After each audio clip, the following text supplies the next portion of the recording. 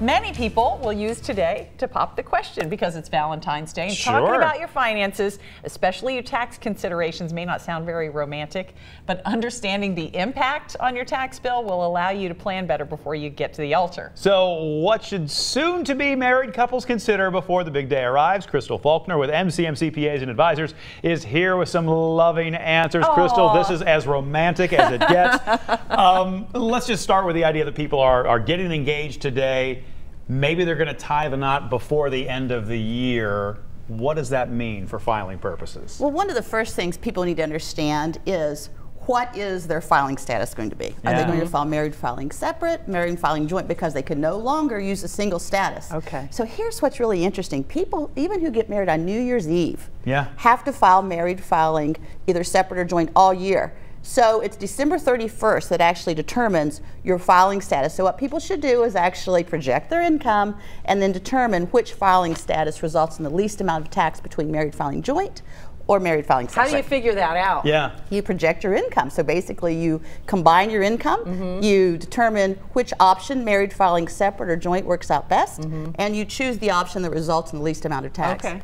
All right. Now, what about this marriage penalty? We always hear that talk about marriage penalty, and it's one of those tax things I think that we say that nobody really knows what it means. Well, first of all, it's not really a penalty. And the way it got its name is historically, when people filed single, their income was subject to a certain amount of tax and a certain amount in a bracket, right, or a certain tax rate.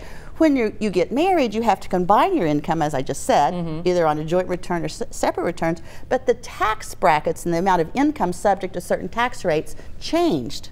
So in some cases, people who filed as married couple paid more tax than they would have had they just filed as two single individuals, and that's how the name marriage penalty came about. But the good news is under tax reform, single brackets have actually doubled for all but the very high income earners. So most of the people who would have been subject to the marriage penalty in 2017 will no longer face that penalty. Okay. That's good news. Now, a lot of people will buy a home or combine a home. Talk about how that can affect taxes for married people. Well, we've got a hot real estate market, right? So the good news is that the tax law allowed you to exclude $250,000 of gain when you sell your house if you're single, but if you're married, that amount gets doubled. Oh, wow. So you may want to wait until you get married to sell your home.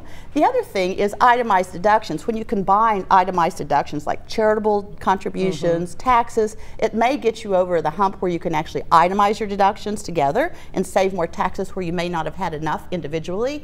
And then finally, the gift tax exclusion, which this year is $15,000, doubles when you're married up to 30. So there are benefits, certainly, tax-wise to getting married. You just have to understand the rules and know what the impact of your marriage is going to result on your tax bill next year. Very good. Great tips. So when you get down on one knee, will you marry me? Wait, first let me see your credit report. You can find these tips on our website at local12.com. This is Good Morning Cincinnati on Star 624. We'll be right back.